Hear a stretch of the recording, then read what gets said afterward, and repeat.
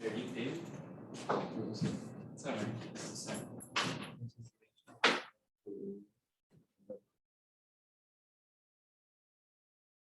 right.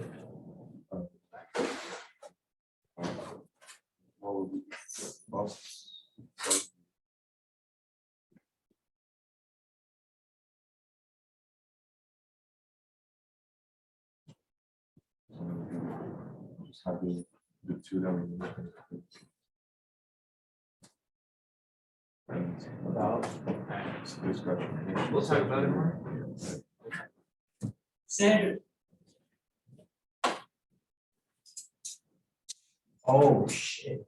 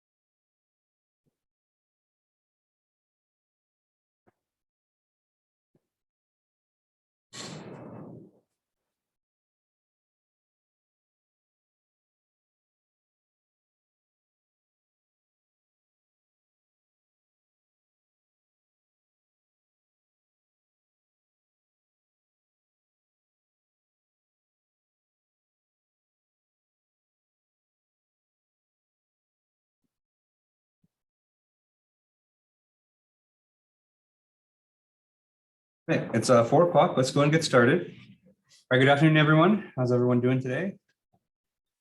Everyone have a good Thanksgiving? Everyone had a good rest and hopefully didn't stress too much about finals, because I know it's fall semester is always weird because we have Thanksgiving, we're off for a week, and then we come back and then it's like finals and then everything. So, you know, I know hopefully you guys had a good calm before the storm, because I know the next few weeks are going to be busy. Okay. So the plan for today is I wanted to finish up our lecture notes on muscle force optimization. And so I kind of left it kind of halfway through last time before the midterm. So I want to do a little bit of refresher today, and then we'll hopefully finish out the notes. Okay. I graded you guys midterms over the break. And so the average for the midterm was about a 41 out of 50. So you guys did really good. So I brought the exams with me today. And so after the lecture, after we're done today, you can come pick it up. And then from here, we're basically moving into final production for the class. And so this week is the last week of officially of lecture, although I think today will probably be the last day that I actually lecture. And so next week is going to be all final presentations. And so final presentations are going to take place during lectures next week. Yeah, I'll bring the exams Thursday as well. Yep. And so, you know, because we have quite a few groups, and so we have to split the presentations up into 2 days. And so half the groups are going to go on Tuesday and the other half are going to go on Thursday. Okay. Basically what I'm going to do is I have the list of all the groups and everyone in each group, and I'm just going to hit randomize. And then, you know, if you fall on Tuesday, then you'll go Tuesday. If you fall on Thursday, you'll go on Thursday. Okay. With that said, you know, I know this is a really busy time for you guys. I know you guys are working on a lot of different classes, a lot of different projects. You know, probably work schedules are probably busy right now too, because it's the holidays. And so if you have a schedule conflict, or you anticipate you're going to have a schedule conflict next week where you're not able to make one of the 2 lecture days, please let me know as soon as possible. Tonight, ideally, because I want to finalize the presentation schedule by tomorrow. And if you let me know that, you know, like maybe you're not going to be available next Tuesday during lecture time, then I'll make sure your group goes Thursday. So I want to make sure that, there'll be time for you to present that at some point. Okay. Hopefully, you know, it's not, it won't be so that just that, you know, you can't make it both days. Hopefully you can make it one of the days. we can have your group present on those days. Okay. All right, so I plan to finalize that by tomorrow morning, and so if you have a schedule conflict, please let me know. Then I can plan around that for tomorrow. Okay. Another thing too, so because we have so many groups, I'm a little bit worried that we're not going to have enough time for everyone with kind of the transition time. And so all the presentations are going to take place over Zoom. And so this is the last week that, I'll probably still come to the lecture room, but for everyone else, I would prefer that you guys kind of do the presentations virtually. And so I'll have one person in your group, I'll have them share their screen and have them go through the slides, and you guys will just talk over Zoom. And what I found over the last couple of years, that it kind of makes it a little bit easier, because it's a lot easier to kind of transition from one person sharing the screen to another. Just so that we cut out some time, of a group walking up, plugging your computer, making sure it works and all that stuff. And so, all the presentations will take place over Zoom next week. Okay. I think that'll make it a bit easier on you guys too, because then, everyone can sit in front of their computers, and if you have notes, it's a little bit easier to kind of read it, to kind of make sure you say everything that you need to say in the presentation. Okay. Okay. And so with that said, I think today will probably be the last day that I actually go over new content. I do want to have at least one day this week where, I kind of have just like a workshop day. And so on Thursday, my plan is to not present anything new, but have just kind of like a workshop day. And so if you want to get together with your group Thursday, maybe organize some stuff for the presentation, maybe ask me for some feedback on Thursday on what I think about certain things, about, maybe your biomechanical analysis, or maybe some background information. We can do all that on Thursday. And so Thursday, I don't plan to do any new content. It's just going to be just work on the final project, work on the final presentation day. Okay. All right. So a lot of announcements today. Are there any questions on any of that? I'll send an announcement tonight too, kind of summarizing all that stuff. So, the main things is that, if you have a schedule conflict, just please let me know. And then, if you guys can, maybe start working on the final presentation, the final project before Thursday. And so if you have questions to ask me, that would be kind of the best time to do it. So I think those are kind of the two most important takeaways for. Will there be a rubric for the presentation? Yes. And so I'm going to post that after lecture today too. So I'm going to post the rubric for the final presentation and the final report. And I have a template for the final report too. I might have a template for the final presentation. And so if I have that, then I'll post that as well. And I'll send all that into an announcement. So kind of summarizing all the stuff. Yeah. Any other questions on any of this? Okay. All right. So let's go ahead and get started. And so the topic for today, probably for the last time, is going to be muscle force optimization.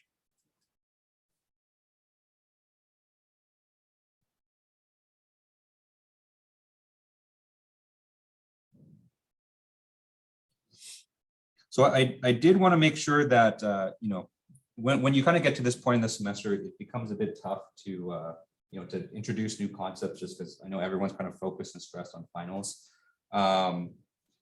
Oh, the graduate assignment. Thank you. So the graduate assignment is going to be a literature review. And so as part of your guys' final projects, part of it is you are researching all of these scientific papers.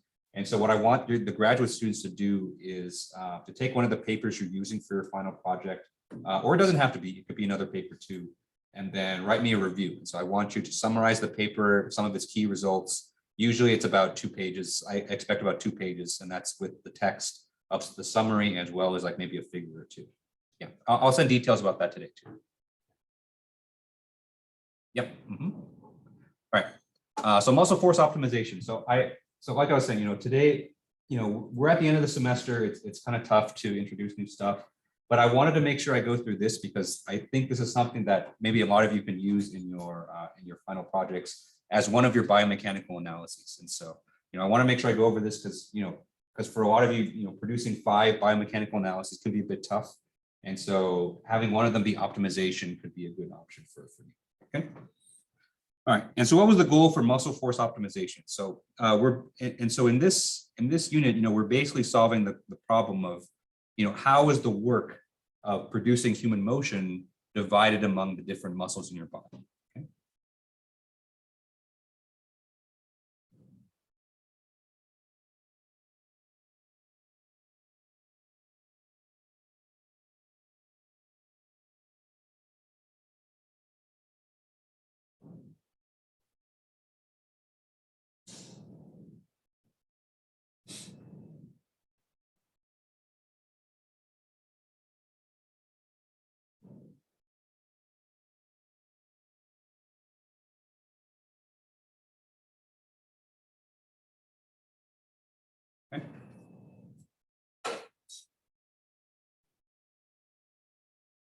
It's an interesting question because, up to this point, we've mostly assumed that we're working with just kind of one muscle systems. And so if you remember from static analysis, we assumed that we only had one muscle acting and we solved for that one muscle force. But in reality, in your body, you have a lot of redundancy. And so there are multiple muscles that kind of do kind of the same thing, not exactly the same thing, but they can help produce the same motion.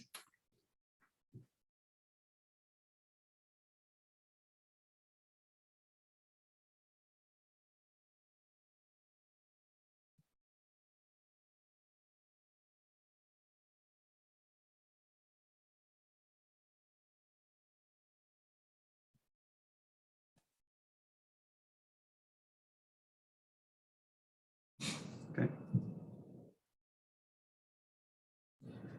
And so to solve these kinds of problems where basically what's happening is that we have kind of too many unknowns and not enough equations. That's kind of another way to say it, kind of in a mathematical point of view. And so to solve these kinds of problems where there's a lot of redundancy, you have to rely on something called an optimization algorithm.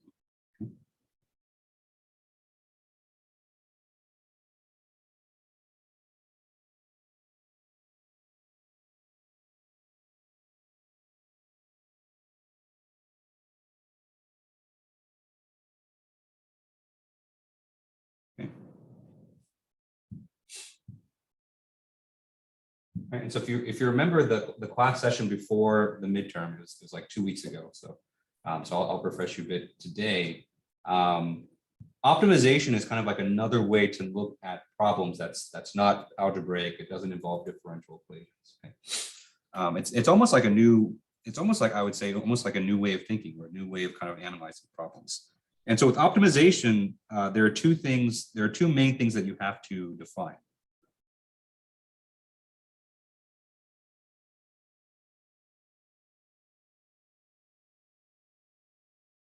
Or maybe I should start by saying that, with optimization, most of the time you don't actually solve the optimization yourself. You mostly just set up the problem for a computer to solve. So with optimization, we're looking to set up the problem in a way that is that the computer can understand.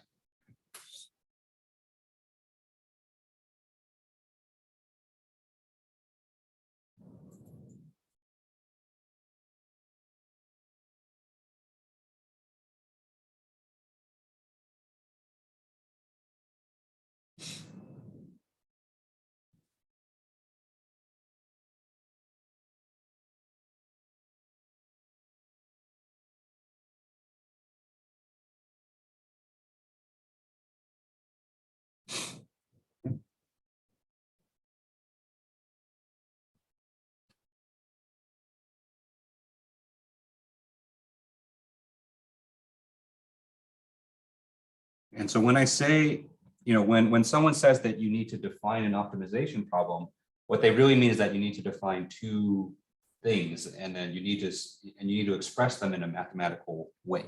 Okay. All right. So the first thing we have to define is the constraints.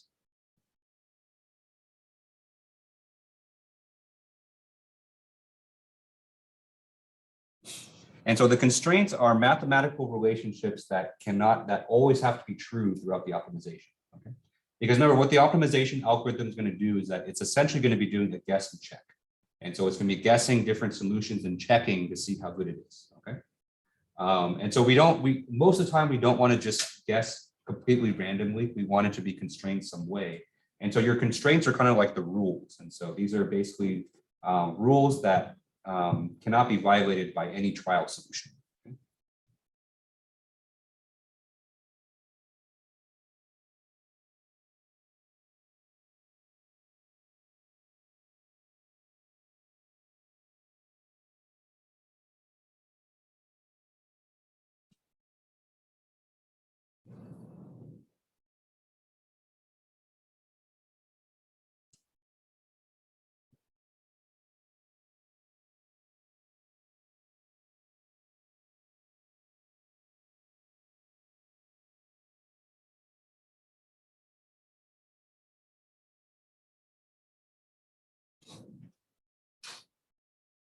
So an example of this that we're going to go over in our example is that when you compute a muscle force, the muscle force can never be negative because doesn't make any sense because the muscles can only kind of contract in one direction.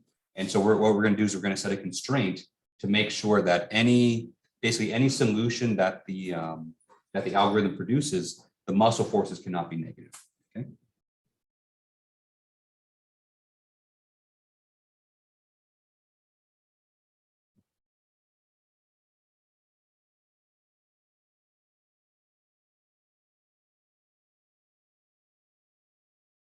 There are other constraints too, but we'll kind of cross that bridge when we get there.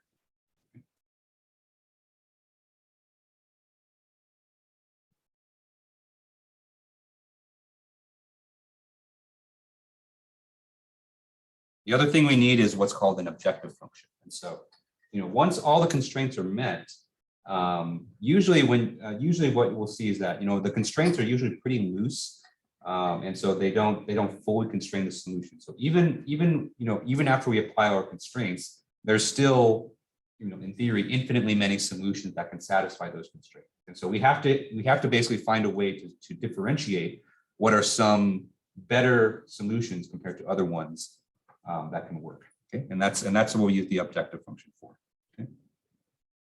So the way that you can think of the objective function is it's like almost like a rating system. And so it's a way to rate different candidate solutions as better or the other ones.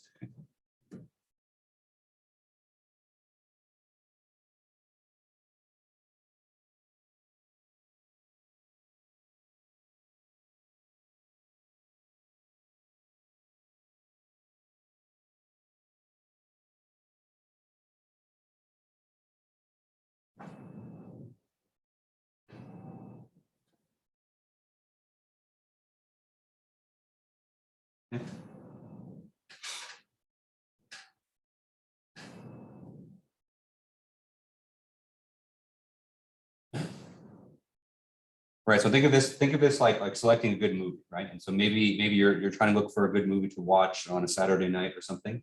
And so maybe the constraint that you put is that the movie must contain Nicolas Cage or something like that. I don't know. And so you're looking in the space of all Nicolas Cage movies. And then you're going to choose that, all right, here's a list of 10 Nicolas Cage movies that are on Netflix. Let's use the Netflix rating system to say which ones are better than the other ones. And so, that's one kind of example of an optimization problem.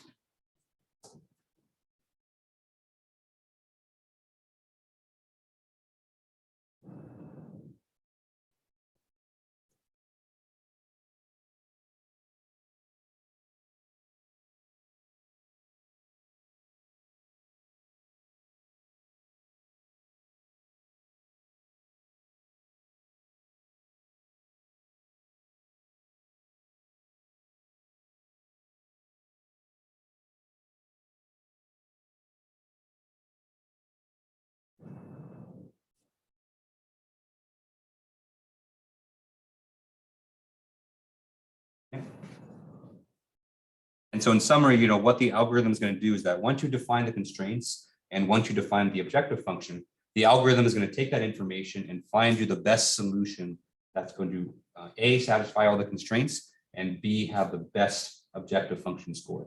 And most of the time we define the objective function such that a lower score or a lower objective function is good. Okay.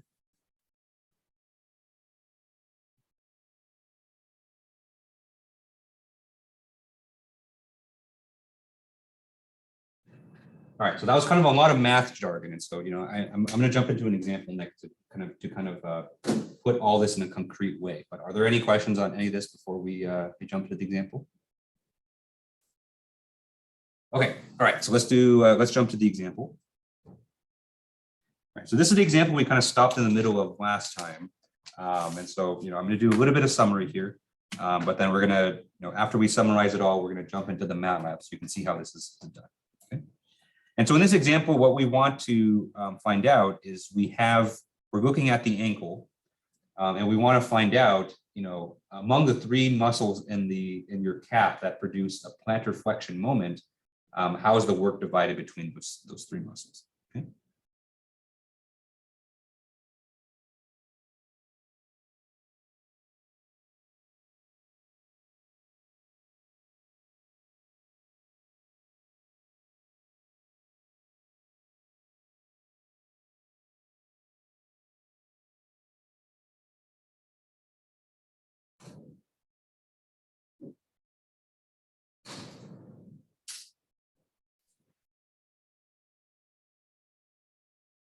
Let me go ahead and draw a foot.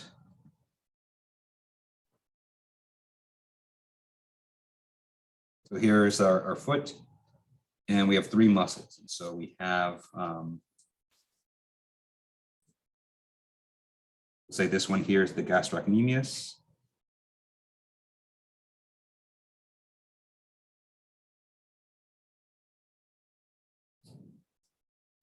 This is not drawn to scale, but I just want to show you that there are different kind of muscles here.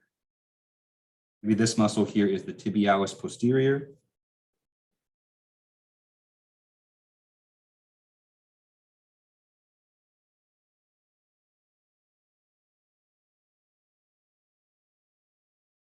Okay, and maybe this one, just like this. This would be the soleus. Okay. And so we have three muscles in the back of the foot. They can all produce a plantar flexion moment, right? And so remember, plantar flexion is when you point you flex your calves to point your toes towards the ground. And so they all can do this, right? The question is, if we had a certain plantar flexion moment, how's the work divided between these three muscles? Okay. All right, so let's go ahead and define the constraints as well as the objective function for this optimization. Okay. Let me find the goal. Let me define the goal first. So goal, solve for all three muscle forces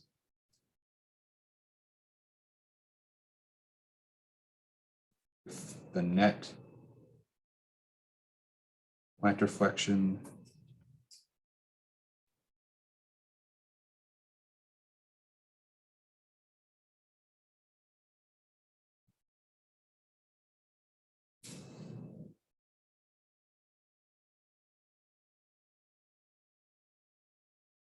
and so we're looking at a net plantar flexion moment of 100 Newton meters.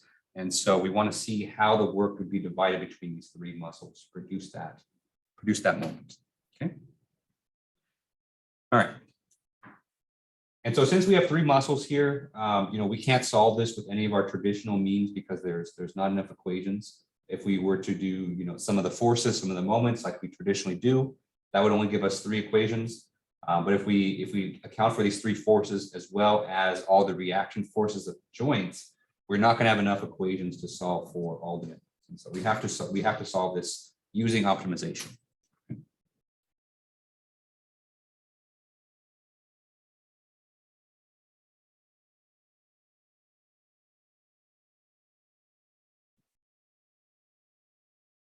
Okay. So first thing we're going to do is let's go ahead and define our constraints.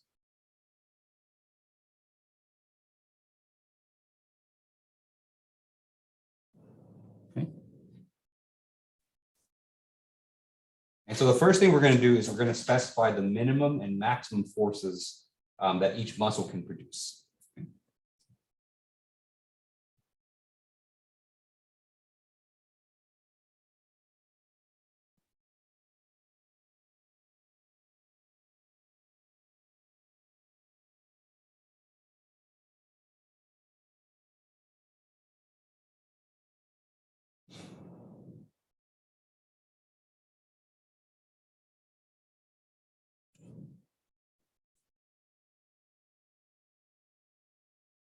Okay.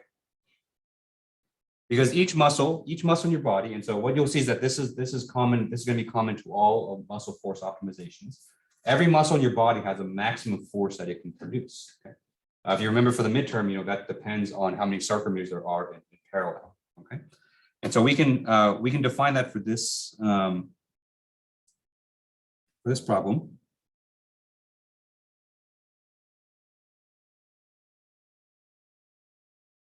All right, so the gastrocnemius force, I'm going to use the symbol FG to denote the gastrocnemius force. Okay. And so what we can say is that the minimum force that it can produce is 0. That means it can't be a negative force, just like we talked about earlier. And the maximum force that it can produce is, we'll say it's 4,097 newtons.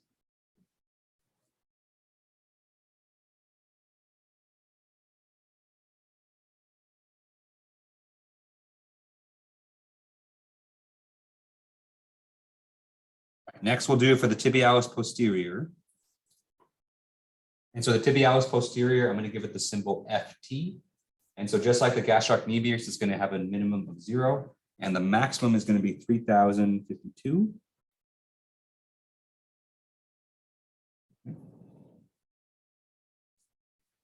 Finally, the soleus.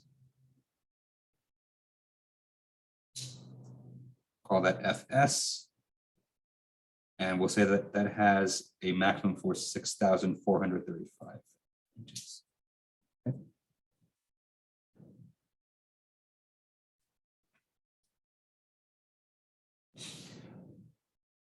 I'm not pulling these numbers out of my ass, by the way. These are based on kind of physiological measurements for the muscle. So this would not be something that you would make up.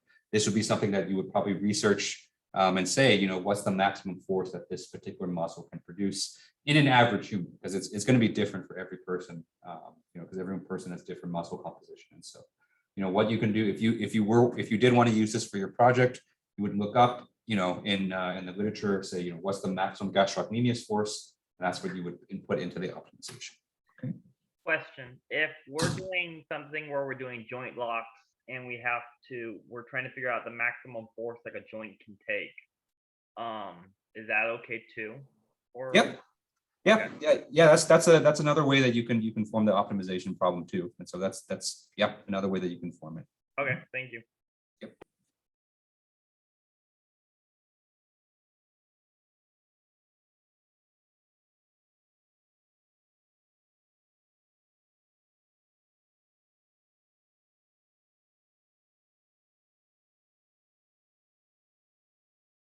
Okay. And so what we'll see in a bit is that there's kind of a special place in the MATLAB algorithm to specify these maximums and minima. Okay. All right. Any questions on this? Okay. All right. So that's the first constraint. And so the first constraint is just purely individually each muscle has a maximum and minimum that it can produce. Okay. The next constraint that we'll put in is, you know, we want to make sure that we're always producing 100 Newton meters of torque.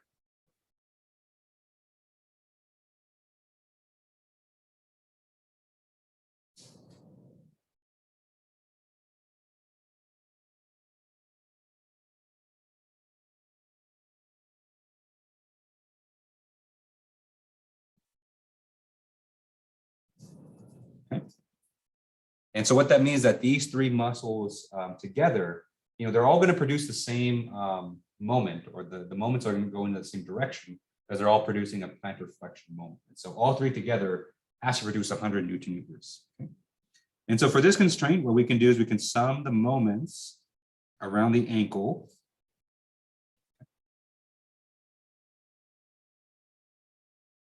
And by our constraint, the sum of the moments has to equal 100 Newton meters. Okay. And this is going to be equal to the moments from each individual muscle. And so what we have is FG times RG, where RG right here, this is the moment arm, or gastrocnemius.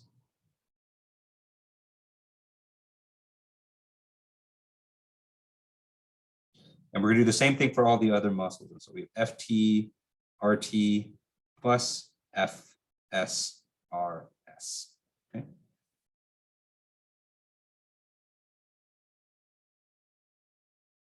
Yeah. I think I might have missed it, but what are we doing for meters of torque? Yeah, good question. So that was just kind of defined for this problem. And so you can easily change that to anything else. It's just that I kind of needed to fill in a number for this problem. So I just chose 100 meters. But So you did just pull up. I did pull out my butt. Yes. And so if you're interested in kind of a larger moment or a larger moment, you can increase that. And actually, we can test that out in the MATLAB code and see how that changes things as well. Okay. And so of course, you know, we're going to need the moment arms for this equation here. It is actually given to you in the problem, and it's something you can also look up.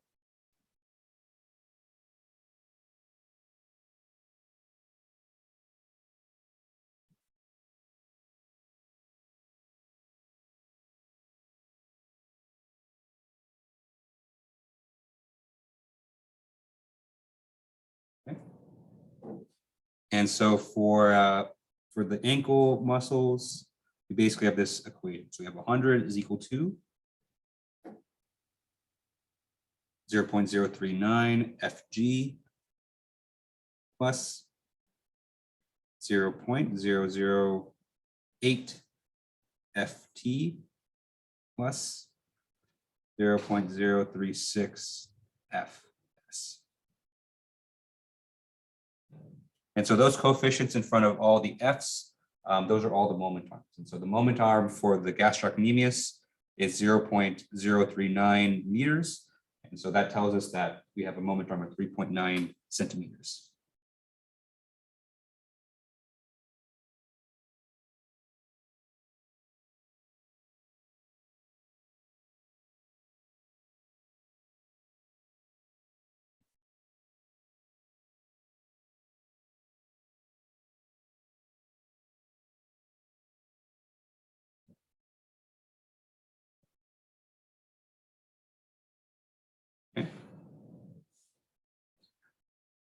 All right, so that's our other constraint. And so no matter what we choose, or no matter what the algorithm solves for FG, FT, and FS, this equation has to be satisfied. And so this counts as a constraint. Okay.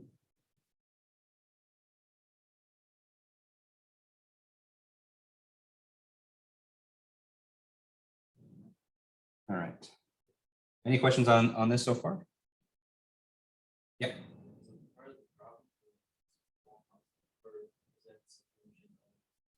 Yeah, no, that's a good question. So they're all positive here because so if you kind of read the problem from start to finish, the problem also gives you the muscles on the other side of the foot as well. So it also has this muscle and what's the color I've used? Yellow. And also gives you this muscle right here as well.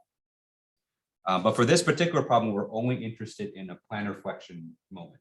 And so we're only looking at the muscles that can produce basically a moment that's going to push the toe downwards. And so if you included those other two muscles in this analysis, those would end up as negative because they produce a moment in the opposite direction. Yeah. But for this problem, we basically just assume we only have the muscles in the back. The next example, you'll see one where we do have some negatives because I'm just going to include all the muscles in that one. But for this one, I wanted to keep it a bit simple, so I just kind of ignored these ones.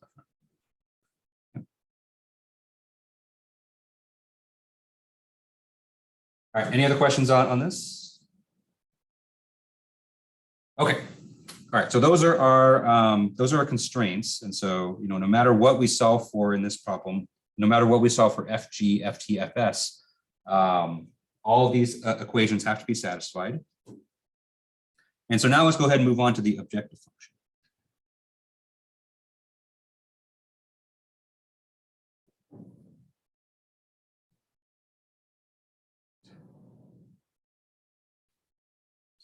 And so based on these constraints that we see here, basically what we're solving for are all of these guys right here. So we want to solve for the value of FG, FT, FS, okay? And as long as these three forces, as long as they're within their lower bound and upper bound, and as long as they satisfy this equation here, any of those solutions are valid, okay? And remember, the problem that we have with this is that we have, too many unknowns and not enough equations. And so, basically the only real equation, the only algebraic equation we have is this one here. And so we have one equation to solve for the three unknowns. And so when you have more unknowns than there are equations, there's infinitely many solutions to the variables that you can have. Okay, and so we need a way to basically differentiate what are some good solutions compared to bad ones, and that's where the objective function comes in. Okay, and so for this one, there's lots of different objective functions that you can choose. but let's choose this one. And so let's choose an objective function that's going to minimize the total metabolic power consumption of the muscles.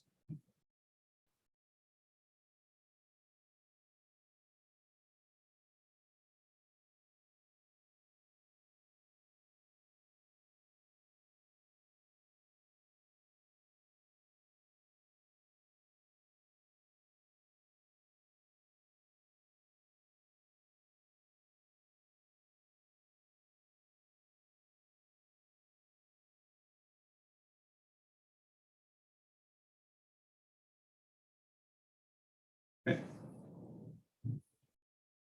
Because that seems like a good objective to minimize, right? And so whenever we produce a motion, we want to make sure that our body does it in the most energy efficient way possible. And so we can do that by specifying our objective function as such.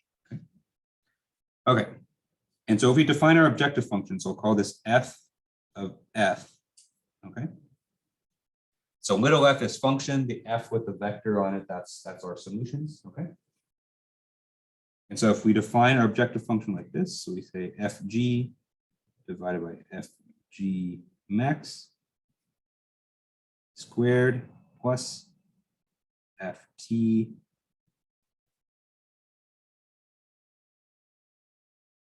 plus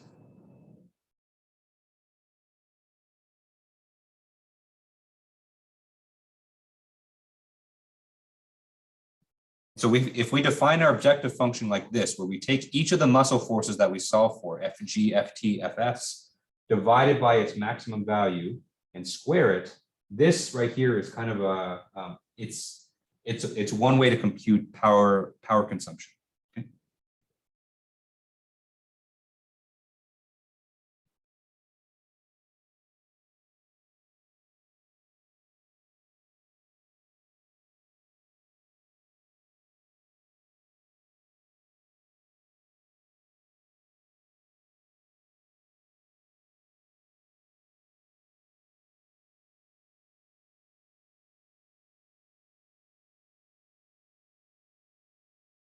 Okay. It may not be the exact formula, and so if we were to plug this formula in to solve for power, it may not be exactly accurate. But what we're relying on the fact is that if you take a force and you square it, that's going to have the exact same units as power. Okay, and so that's what we're doing here. So we're taking each force, we're normalizing it, so we're basically dividing it by its maximum, and we're squaring the quantity to get like a pseudo power. Okay. And what we want our optimization algorithm to do is we wanted to choose values of Fg, Ft, and Fs that not only satisfy the constraints that we set earlier, but are also going to minimize this function.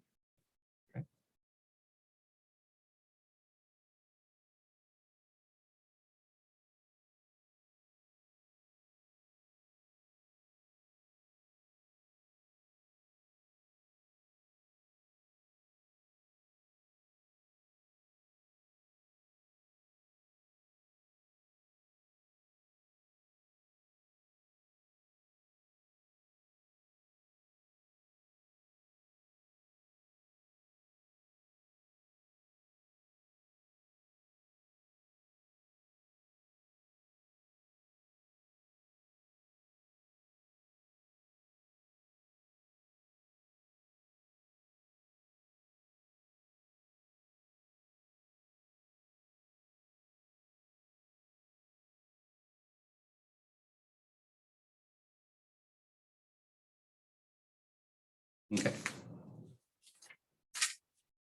Okay. Let's see. A question. So where does this equation come from? So this is something we kind of made up.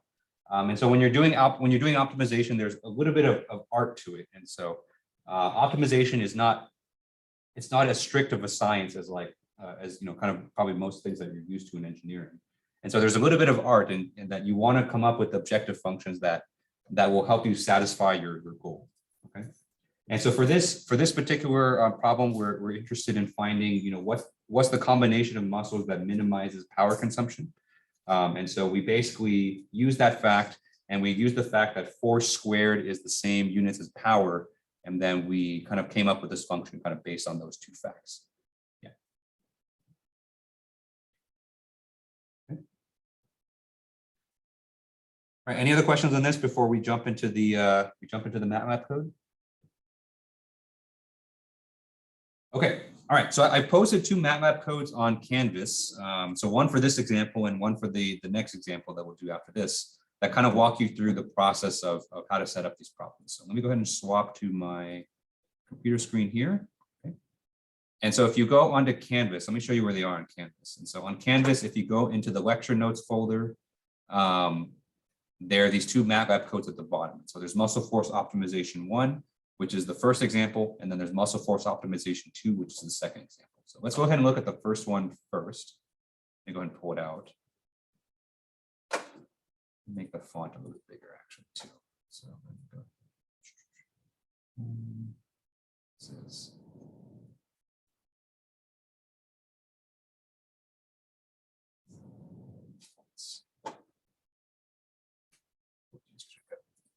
okay. All right, so here's the script that's posted on Canvas. And so, I've broken this down into the different steps that you need in order to run the optimization algorithm.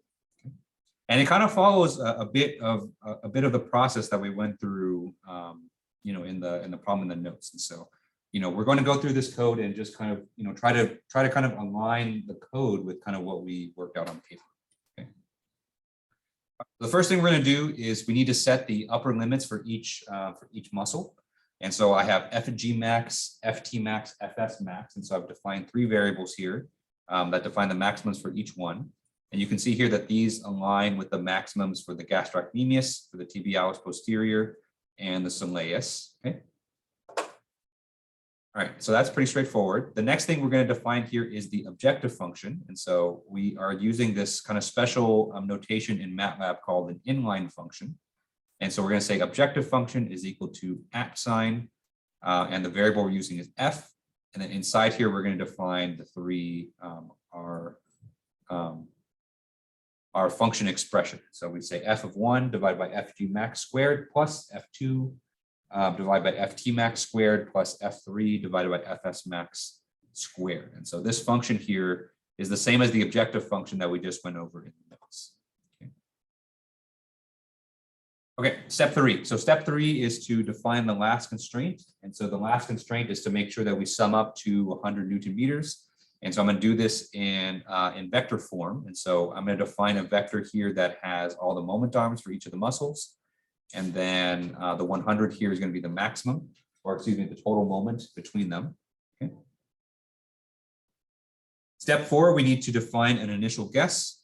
And so what's unique about the optimization algorithm, remember, it's like a guess and check. And so we need to kind of have an initial guess. And so that's what step 4 is going to do. And so that's going to be the first guess for our optimization. Okay.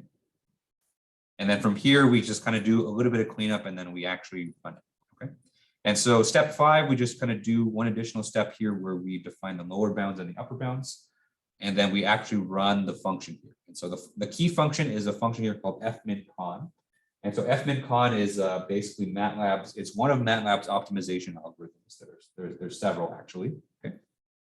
And we basically feed it all of the data that we just did before. Okay.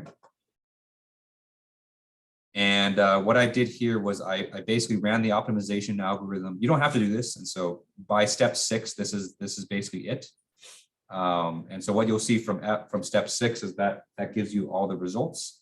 And then from step 7 onwards, I'm basically running the optimization with different values of the moment. Okay. And so you can see how the different muscle forces are going to change based on the total moment that we're viewing. Okay. All right, and so let's go ahead and run it. So you don't have to do anything to the code. So the code is already done for you. So I'm going to go ahead and hit run. It's going to take a couple seconds. Right, and so here's a plot here that shows you the different muscle forces, for this problem. And so on the x-axis here, how you're going to read it is the x-axis is the total moment. Okay, and so the one that we did in the class was actually this one right here. Okay, so it was for a total moment of 100. But what I did was I ran the optimization algorithm for different values of the moment, so you can see how it ends up. Okay, And so you can see that, if we were to request 150 Newton meters or 400 Newton meters, this is how the different muscle forces would be. Okay? And the values of each of the curves here are going to be the values for each of the different muscle forces. And so in blue right here, we have the gastrocnemius force. Okay, that's FG. In yellow here, we have the soleus force, and so that's FS. And then in red right here, that's the tibialis posterior force, so that's FT. Okay. All right.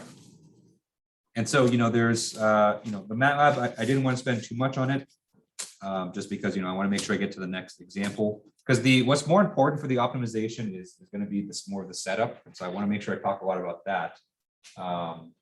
And then, if you were interested in doing this for your final project, I could help you out with the math stuff. But the more important part is that you kind of understand how to set up these problems, and then the MATLAB, we can kind of figure it out after that.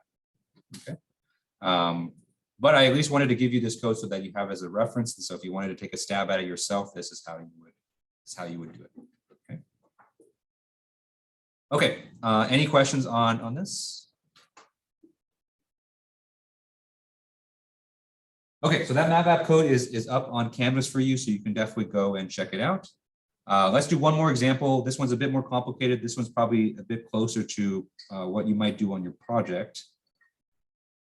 Just so that you can see, just so that you kind of see the process of setting up an entire optimization from start to finish, so you can use it for your project. Okay.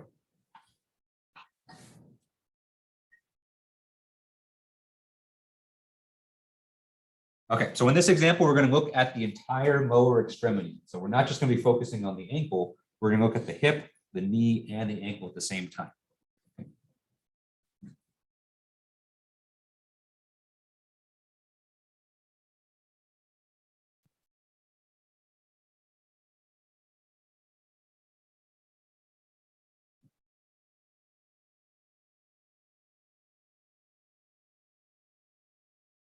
Okay.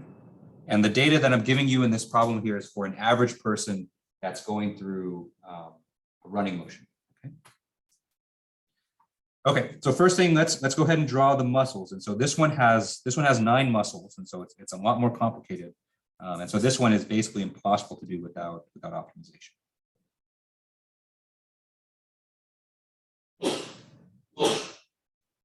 Bless you.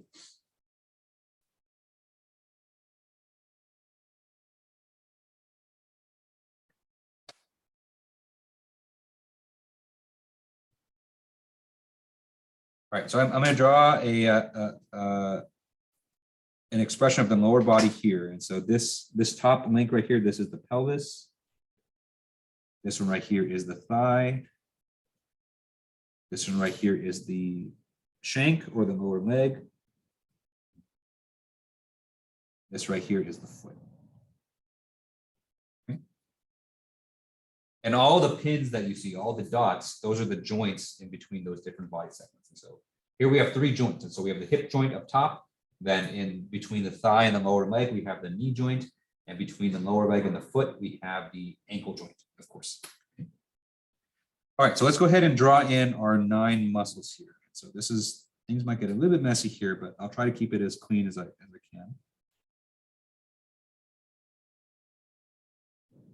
All right, so first we have this muscle here. And so this muscle is your gluteus maximus.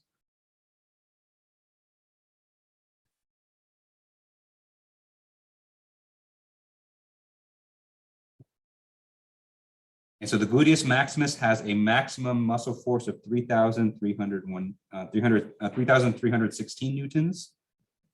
Okay. And its primary responsibility is producing a moment around the hip joint.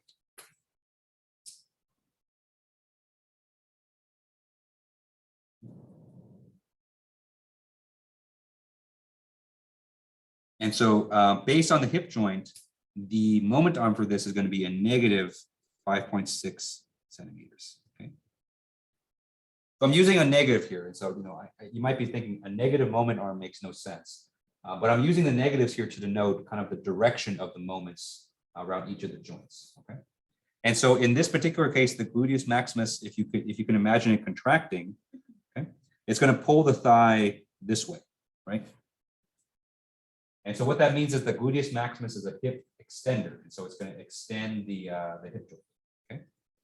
And so for any kind of extension moment, we're going to give that a minus sign. So, that's why the gluteus maximus, we give it a negative moment arm. It's not actually a negative distance. That makes no sense. But, we're giving it a minus sign just to note that it's a hip extensor. Okay.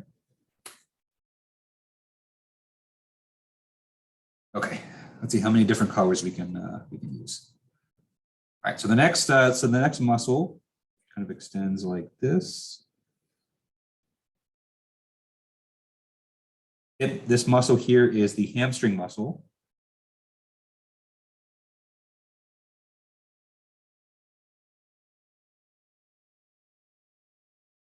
And so the hamstring muscle has a maximum force of 3,744 newtons. Okay. And it actually crosses over two joints. And so it not only crosses over the hip, but it can also apply moment to the knee as well. And so for the hip, we have a moment arm of minus 5.4 centimeters.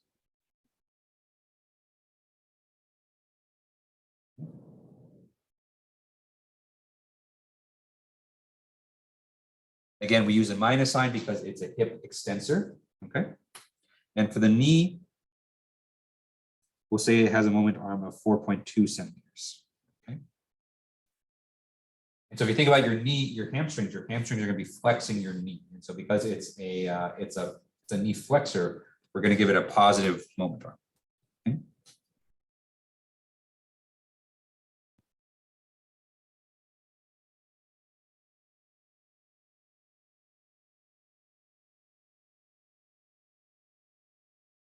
All right, number 3. So the number 3 muscle is the biceps femoris.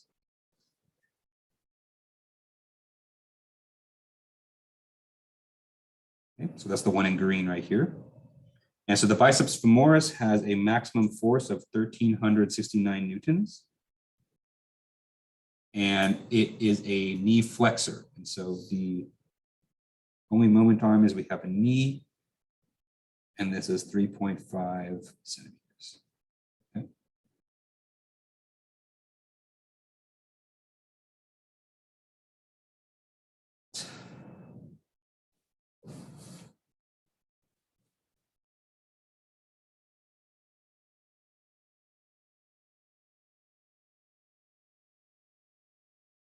And so our next muscle is an orange. And so this is I'm sorry, just to keep the numbering consistent. I'm going down the whole left-hand side, but I numbered it a little bit different in my notes.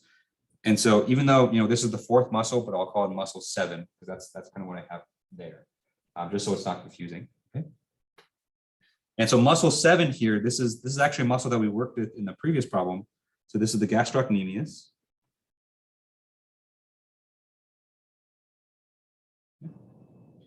And so from the last problem, we know that the maximum force the gastrocnemius can produce is 4,097 newtons. And it actually crosses over two joints. And so it can produce a flexion moment at the knee. And so the moment arm with respect to the knee is 1.9 centimeters. And it can also produce a plantar flexion moment at the ankle. And so at the ankle, we say we have a minus 3.9 centimeters.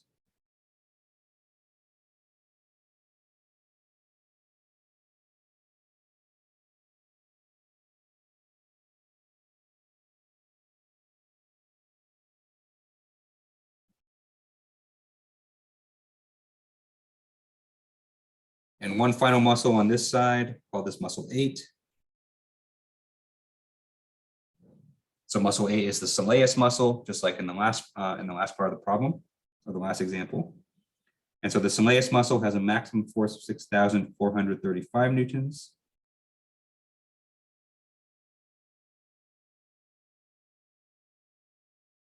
And it can only produce a moment about the ankle. It is a plantar flexion moment, and so it's minus 3.6 centimeters.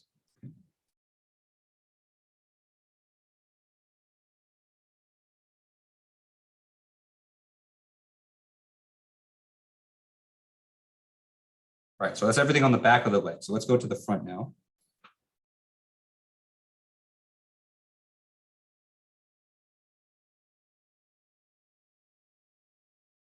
So first we have this kind of smaller muscle on the front of the hip. So it's going to be muscle 4. And so this muscle is called the iliopsoas. Iliopsis. Okay. So this muscle has a maximum force of 4,237 newtons. It is a hip flexor, and so its moment arm on the hip is 4.3 centimeters.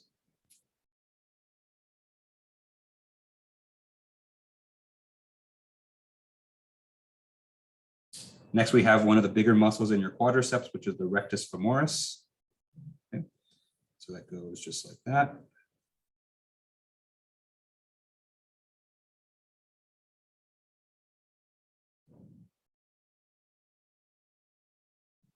Okay. So the rectus femoris has a maximum moment or maximum force of 2,328 newtons. It is a hip flexor. And so its moment arm with regard to the hip is 4.9 centimeters. And it is a knee extensor. And so at the knee, we have a minus 4.9 centimeters.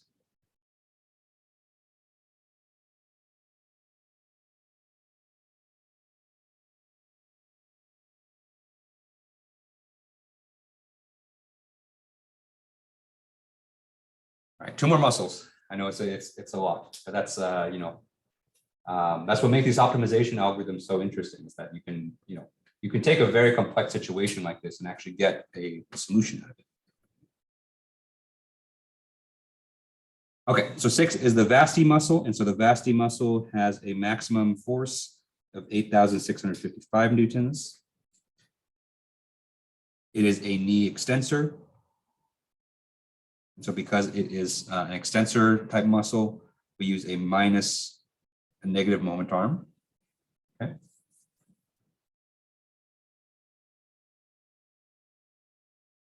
And then the final muscle, what color haven't I used yet? Use yellow. Okay.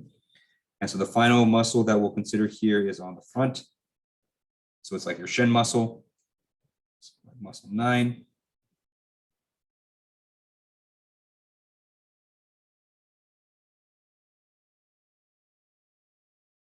So this muscle here is the tibialis anterior. It's a fairly small muscle. So its maximum force is 1,207 newtons, and it is a dorsiflexor. And so that means it has a positive moment arm, and the moment arm is going to be a positive 4.5 centimeters. Okay.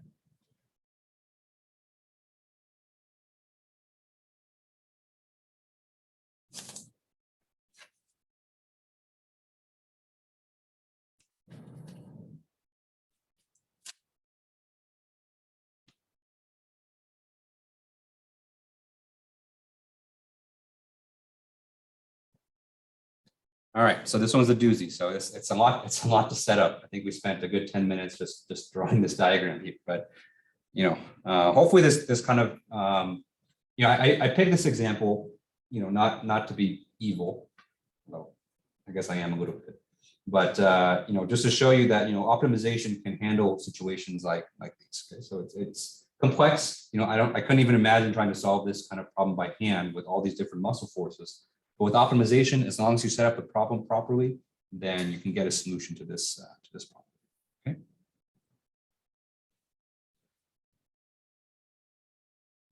All right. And what we've done, throughout drawing this whole diagram is that we've defined the maximum muscle force, and so we've already kind of defined a lot of these constraints. And so I'm not gonna write out each individual upper bound and lower bound.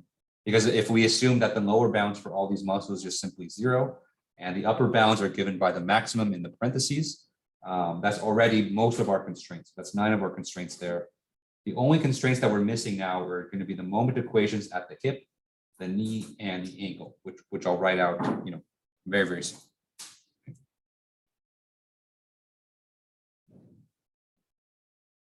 All right, any questions on just the setup for this problem so far? Okay. Anyone still writing it down? Okay.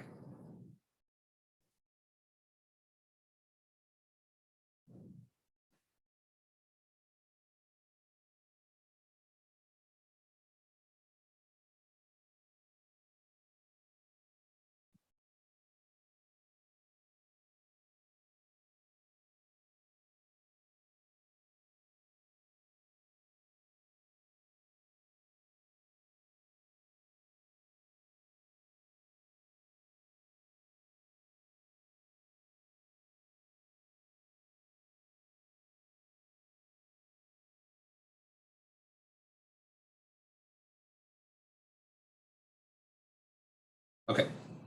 And so just like the last example, we're going to write moment equations at each of the joints.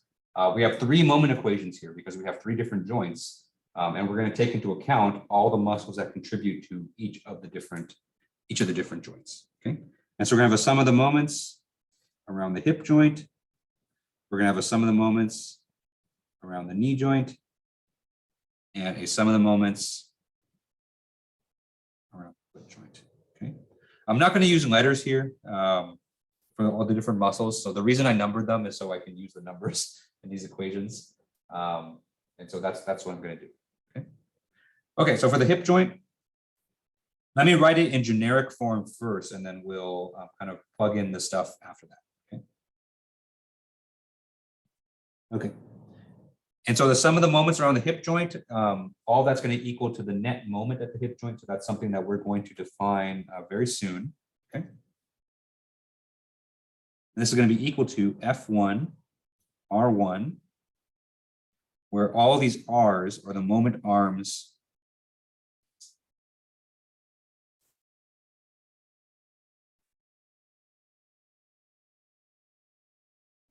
These are moment arms for the muscle with respect to the hip. Okay.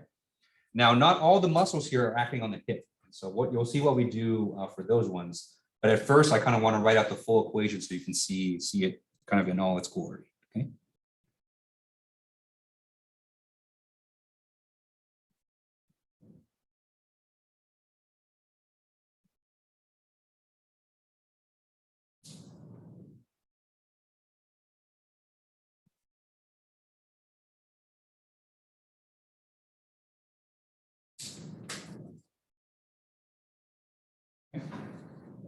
And so we have 9 forces, and so in theory, we could have 9 contributions to the moment around the hip. Okay, so we have the product of F and R for all the 9 different muscles. So F1, R1, F2, R2, all the way to F9, R9. Okay. Okay.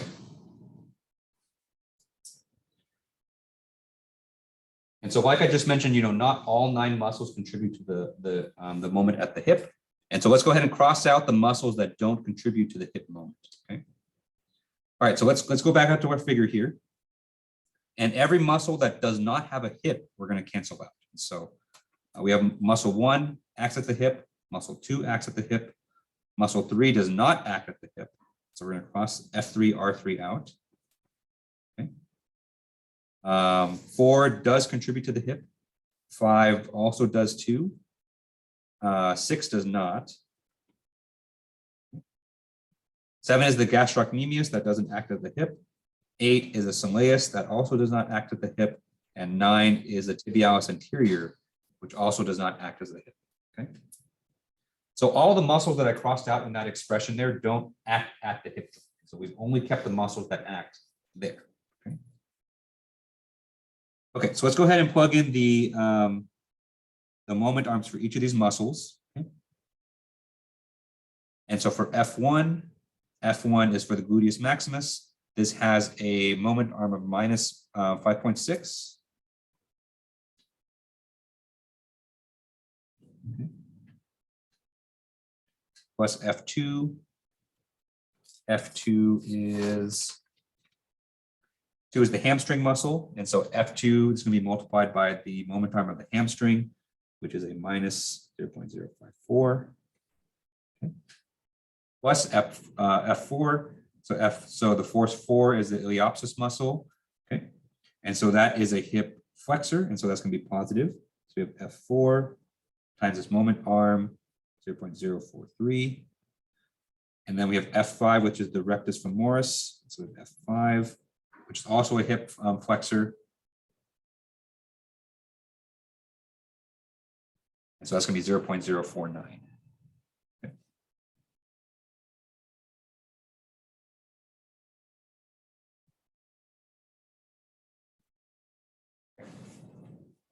So that's the first constraint that we have at the hip. And so all the muscles that are contributing to the hip is going to have to produce the moment M hip, which we'll define in a second. Okay. And so we haven't defined whether this is going to be a hip flexion moment or a hip extension moment. But we'll do that soon. All right, any questions on this?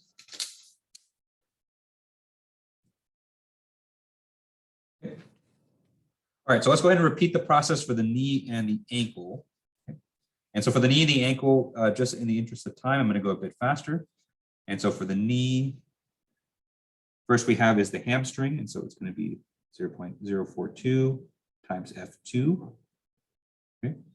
So that's the product of the moment arm of the hamstring multiplied by the hamstring muscle force. Okay.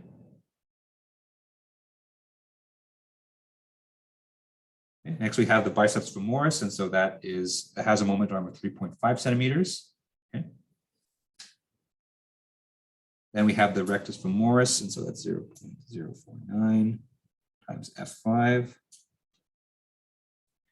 We have the vasti.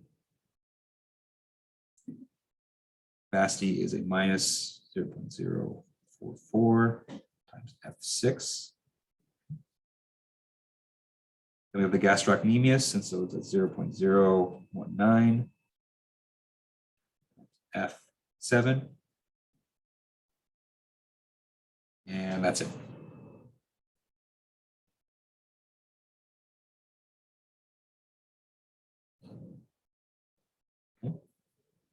And then finally, we have the same expression for the ankle. And so for the ankle, I don't think we have that much here. So we have a minus 0.039 F7 minus 0.036 F8 plus 0.045 F9.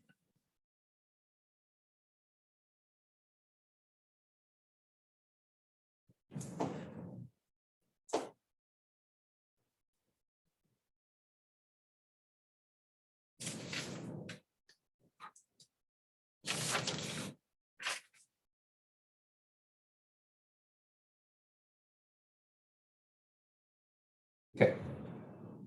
So those are our three constraint equations with regards to the moment. Okay. All right, and remember the way that we got this was that we looked at each joint, we summed the moments around each joint, and we saw which muscles are contributing to those moments, and then we basically just multiply the muscle force times the moment. Okay. All right, any questions on this? Okay. All right, and of course, the last thing that we need is the objective function.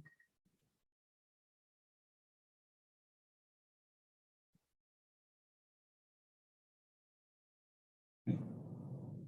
And so for the objective function, we're going to use the same idea here. And so we're going to pick one that's going to minimize the power consumption of the muscle.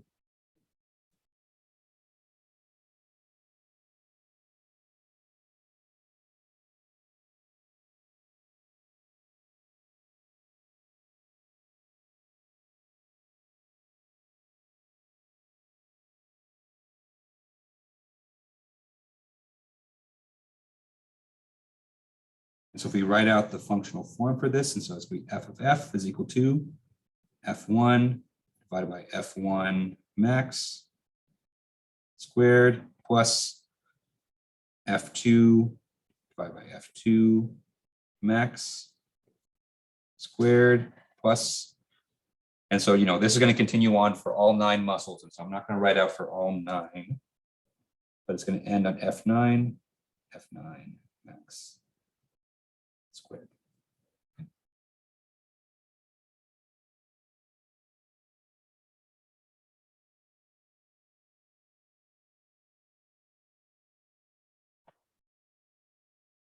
So the objective function, it looks similar in form to the last example. It's just that we have more terms here because we have more muscles. Okay. All right. And so if you define all those just like this, and so you define the constraints as they are, you define the objective function like this, you put it into MATLAB, kind of almost exactly the same form as last time. The only thing left to do is, we have to define what these moments are. Okay. And so we have to define M hip, M knee, and M ankle. Okay.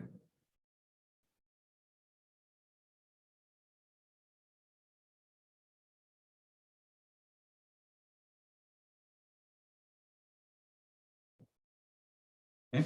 And so let's say that, kind of a realistic application of this is, let's say that you ran an inverse dynamics analysis, and through inverse dynamics, you were able to compute what the net moments are at each of the joints. Okay.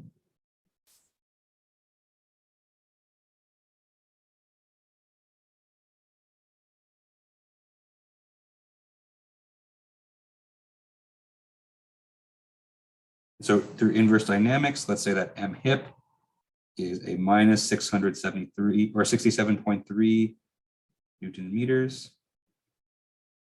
M knee is a minus 139 Newton meters. Ankle is a minus 206 Newton meters. Okay. So those might be something that you measure throughout motion. So maybe you hooked up someone to a mocap suit, you had them run on a force plate, and you determine what the net forces or the net moments at each of the joints are. Okay. And so you plug all this in, and so you run the optimization algorithm.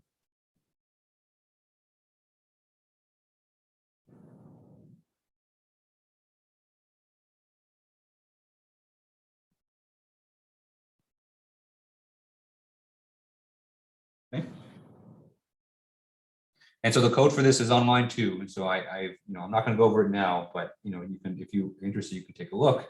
And then from that, we're able to solve for all of the different forces. So we have F1, F2, F3, F4, F5, F6, F7, F8, F9.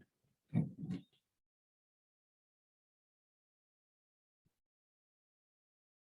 All right, and so if we solve this, what we get is F1 is 873.3 newtons. Okay. F2 is 340.6 newtons.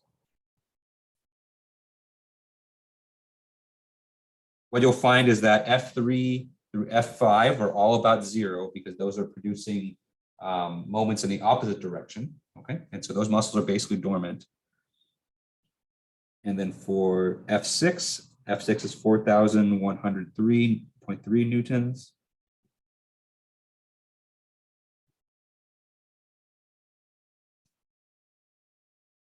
F7 is 1,433.7 newtons. And F8 is 4,169 newtons. And F9 is about 0.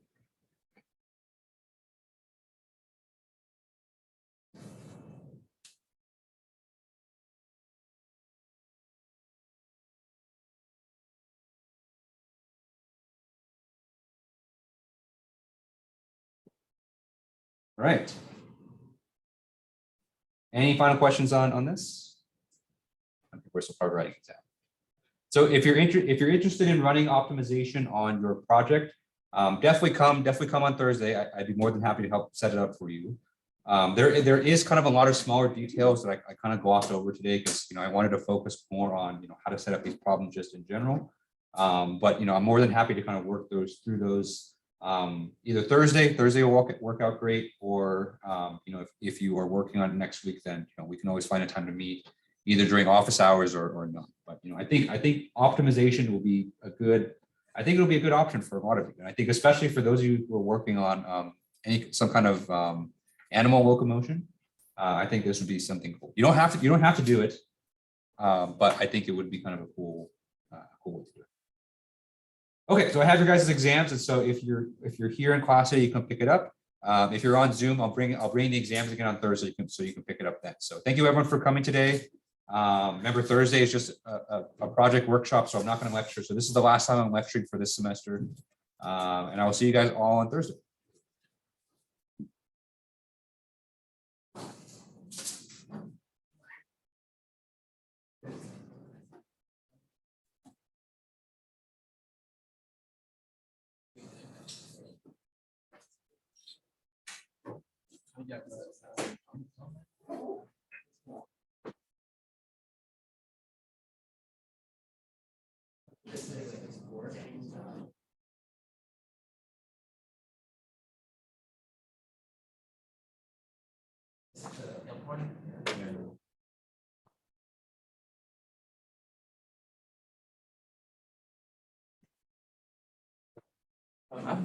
For the project. Sure. So we're doing like the obstacle courses, like Yeah. the military and stuff. And it's not necessarily like a sport. So I guess my question is like how we would kind of approach it. Yeah. And what I was thinking is that maybe we can kind of share different like also like example like someone like that's like tall and like slender rather than someone like that's short and like kind of more muscular and how they would perform in that like course. Yeah, that's what you can do. Yeah. For the analyses in particular, I think an obstacle course is different. There's different parts of the Yeah. obstacle course. And so you could do like a static analysis on each individual obstacle. Mhm. You could even do just like a static analysis on 5 different obstacles. Mhm. And that would be perfect. Actually. So just like some, we can just kind of, I don't want to say get away, but just like with like doing static on each kind of little test. Yeah. Yeah, no, Okay. I think that'd be perfect. I think that works out Okay, really so well. like what I'm kind of mentioning, would that kind of not, I guess, can we use that for like to talk about it in the discussion or Oh, yeah. what that not necessarily? I think I would be interested in seeing, because all the different obstacles utilize different muscles in the body. Yeah. And so I'd be interested in seeing, if you can use the analysis to say, how much stress it's putting on like the shoulder muscle on this obstacle versus like another obstacle, maybe that's more on their hamstrings. Mhm. So I think there's a lot you can talk about in terms of that. Because I think, in general, the obstacle course is a test of like full body fitness, Yeah. right? Mhm. And so, maybe you can link that to, are there certain obstacles that people struggle with the most? And is that because of, the biomechanics of the motion too? So, yeah, there's a lot of different ways. That's kind of how I would. Okay, sounds good. Thank you so much. Mhm.